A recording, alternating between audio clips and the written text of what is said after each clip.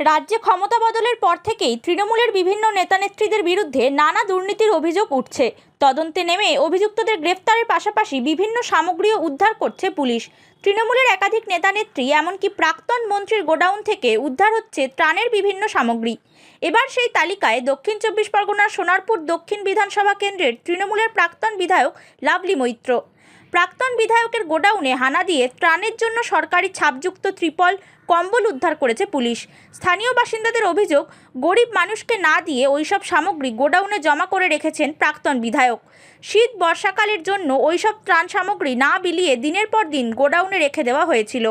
যাদের চুরি করা অভ্যাস তারা সারা জীবনই চুরি করার চেষ্টা করে। এর থেকে কিছু করার নেই। থানা পুলিশকে বলা আছে, তারা যদি ভালোভাবে ধরে তো ধরবে। আমি ভিডিও সাহেবকে সব দিয়ে এসেছি, সমস্ত ছবি পাঠিয়ে দিয়েছি, লোকেশন দিয়ে থানাতে জানানো হয়ে গেছে। এবার সেগুলো থানা তুলবে। এবার এমএলএ ডিপার্টমেন্ট অনুযায়ী কিছু দেওয়া থাকে এমএলএর কাছে, তো সেই গোডাউনটাও অনেকটা পাওয়া গেছে আর কি জিনিসপত্র।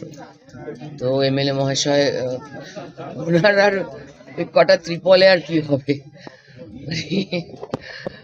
সামান্য কটা ত্রিপলে কি উনি আর ওনার মন ভরবে?